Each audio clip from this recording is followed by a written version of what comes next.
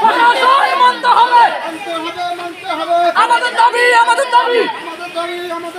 মানতে হবে, মানতে হবে। মানুষের মুক্তি চাই, কোনো দাবি নাই, মানুষের মুক্তি চাই, আর কোনো দাবি নাই। এলাকাবাসীর পক্ষ থেকে বিসমিল্লাহির রহমানির রহিম।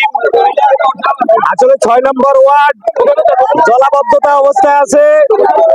মানুষের গণমিছিলের কারণে, মানববন্ধনের কারণে আমরা প্রেসিডেন্ট, সেক্রেটারি, সাংগঠনিক সম্পাদক সহ এই ওয়ার্ডের মেম্বার সহ আমরা এখানে উপস্থিত হয়েছি। সর্বসাধারণের সকল দাবি পানিবন্দী থেকে মুক্তির জন্য। আমরা একটু আগে ওসি সাহেবকে অবগত করেছি, উনি বলেছেন সমাজের স্বার্থে এই ড্রেন উন্মুক্ত করে দেওয়ার জন্য। আমরা প্রশাসনিক সহযোগিতা চাচ্ছি।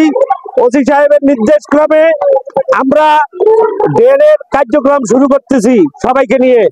ইনশাআল্লাহ শহীদউদ্দিন চৌধুরী এনিভাইয়ের বার্তা আপনাদের কাছে আমরা পৌঁছিয়ে দিতেছি। এনিভাই চাচ্ছে না এলাকার সমাজের মানুষ পানিবদ্ধতার মধ্যে থাকুক, হাজারে হাজারে মানুষ।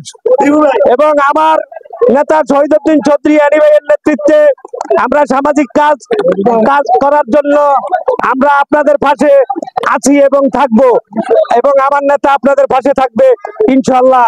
এই বলে আমার সংক্ষিপ্ত বক্তব্য এখানে শেষ করছি। খুদা হাফেজ। বাংলাদেশ জিন্দাবাদ, বাংলাদেশ জাতীয়তাবাদী দল জিন্দাবাদ।